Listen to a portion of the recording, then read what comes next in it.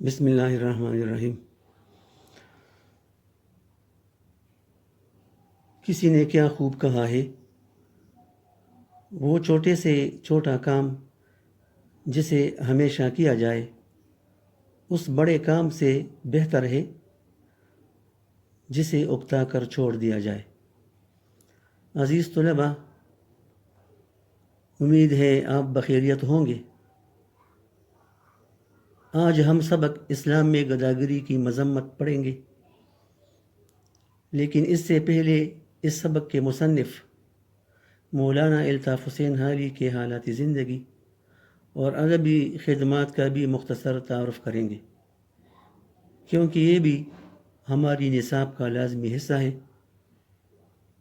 تو آئیے شروع کرتے ہیں۔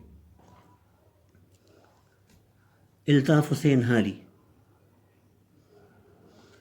ولادت 1837، وفات 1914۔ اس حساب سے ان کی عمر 77 سال بنتی ہے، 77۔ خواجہ الطاف حسین حالی پانی پت میں پیدا ہوئے۔ پانی پت بھارت کے ہریانہ ریاست کا ایک تاریخی شہر ہے۔ ان کے والد کا نام خواجہ ایزد بخش تھا۔ ایزد فارسی زبان کا لفظ ہے اور اس کی معنی ہے اللہ تعالی، یعنی ایز بخش اللہ بخش۔ حالی نے پہلے قرآن پاک حفظ کیا، ابتدائی تعلیم پانی پت میں حاصل کی، مزید تعلیم دہلی میں پائی۔ وہ نواب مصطفیٰ خان شیفتہ کے بچوں کے اتالیق بھی رہے۔ شیفتہ نواب مصطفیٰ خان کا تخلص ہے، یہ بھی بہت بڑے ادیب تھے۔ شیفتہ بھی فارسی زبان کا لفظ ہے اور اس کی معنی ہے عاشق، فریفتہ، حیران، دلدادہ۔ اتالیق استاد، ادب سکھانے والا۔ شیفتہ کے علم و ادب سے انہوں نے بھرپور استفادہ کیا، خوب فائدہ اٹھایا۔ فائدہ۔ غالب کے شاگرد بھی بنے۔ انہوں نے محمد حسین آزاد کے ساتھ مل کر جدید مشاعروں کی بنیاد ڈالی۔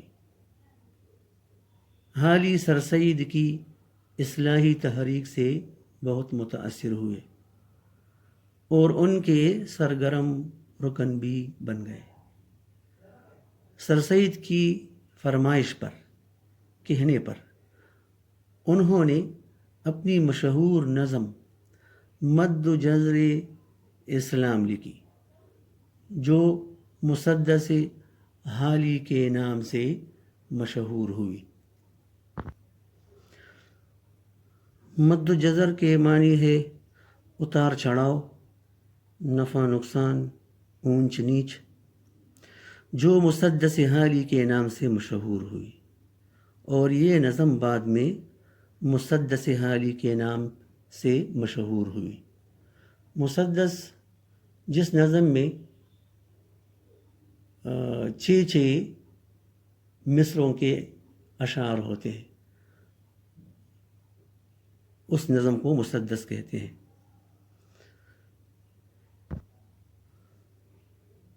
اردو شاعری میں مولانا حالی کا اعلیٰ ترین کارنامہ ان کی طویل نظم مد جزر اسلام ہے، جو عام طور پر مسدس حالی کے نام سے مشہور ہوئی۔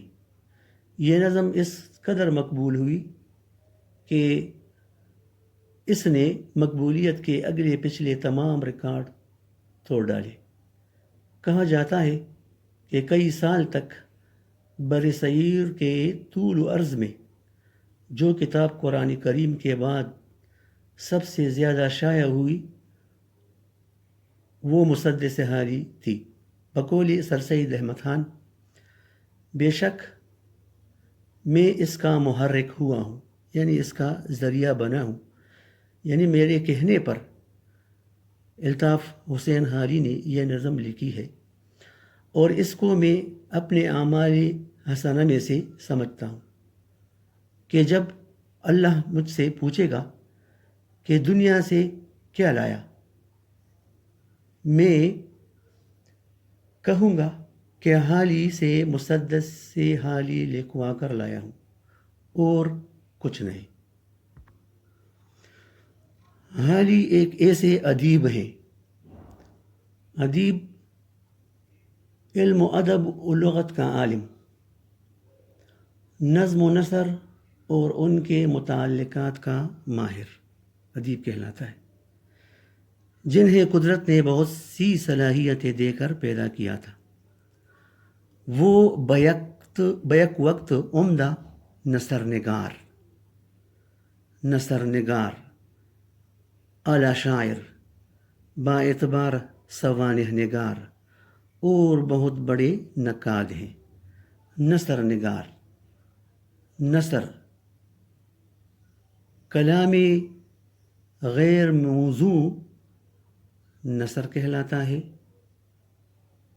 اور کلام موزوں نظم کہلاتا ہے، یعنی مناسب الفاظ کی مناسب ترتیب نثر کہلاتا ہے اور بہترین الفاظ کی بہترین ترتیب نظم کہلاتا ہے۔ تو مولانا حالی میں یہ تمام عمدہ صفات موجود تھے، نثر نگار بھی تھے، اعلیٰ شاعر بھی تھے، اور با اعتبار سوانح نگار، واقعات لکھنے والا، زندگی کے حالات لکھنے والا، اور بہت بڑے نقاد ہیں، یعنی تنقید نگار، بہت بڑے نقاد تھے، اور ان کی شہرت بھی تنقید نگاری کی وجہ سے ہے، اس لیے ان کی ادبی حیثیت بھی تنقید نگار ہے۔ وہ سر سید کے ہم خیال اور ان کی اصلاحی تحریک کے پرجوش مبلغ تھے، تبلیغ کرنے والا۔ سادگی، سلاست، مقصدیت، منطقیت یعنی دلیل کے ساتھ بات کرنا، بے ساختگی جس میں روانی پائی جاتی ہو، اور مدعا نگاری یعنی مقصدیت ان کی نثر کی اہم خصوصیات ہیں، مگر جو چیز انہیں اردو ادب میں منفرد مقام عطا کرتی ہے، الگ، منفرد، اعلیٰ، وہ ان کی تنقید نگاری ہے۔ حالی کو اردو کا پہلا باقاعدہ تنقید نگار تسلیم کیا جاتا ہے۔ انہوں نے تنقید کو ذاتی پسند و ناپسند کے جال سے نکالا اور اپنی تصنیف مقدمہ شعر و شاعری میں تنقید کے ایسے اصول مقرر کیے جو آج بھی اردو ادب میں سنگ میل کی حیثیت رکھتے ہیں۔ سنگ میل، نشان راہ۔ انہوں نے غزل کے نقاد کی حیثیت سے اسے نئی منزلوں سے آشنا کیا اور کہا کہ غزل میں باعتبار مضامین وسعت پیدا کرنے کی ضرورت ہے۔ عشق غزل کا اہم مضمون ہے، لیکن اس کی ترجمانی رسمی اور روایتی انداز میں نہیں ہونی چاہیے۔ حالی نے اصلیت اور واقعیت پر زور دیا اور کہا کہ ہر قسم کے خیالات جو شاعر کے دل میں پیدا ہوں غزل میں پیش کیے جا سکتے ہیں۔ زندگی کا ہر مسئلہ غزل کا موضوع بن سکتا ہے، چنانچہ انہوں نے خود ان نظریات کو اپنی غزلوں میں پیش کیا۔ ان کی غزل میں صرف حسن و عشق کے قصے ہی نہیں بلکہ انواع و اقسام کے مضامین بھی ملتے ہیں۔ ان کی نثر پر سر سید کا اثر بہت گہرا ہے۔ ان کی تحریر میں اصلاحی جذبہ کار فرما نظر آتا ہے۔ وہ بے مقصد انشا پردازی کے قائل نہیں، نثر نگاری کے قائل نہیں۔ ان کا اسلوب، انداز، طریقہ، اسلوب واحد ہے اور اس کی جمع اسالیب ہے۔ ایک دردمند انسان کے دل کی وہ اضطراری تڑپ ہے، بے چینی، اضطراری، بے قراری، ایک دردمند انسان کے دل کی آواز جو نو کی قلم پر نمودار ہوتی ہے۔ نو کی قلم پر نمودار ہونا محاورہ ہے، تحریر ہونا۔ ان کی نثر رواں اور سلیس ہے، آسان ہے۔ ان کا اسلوب بے ساختہ اور بے تکلف ہے، برجستہ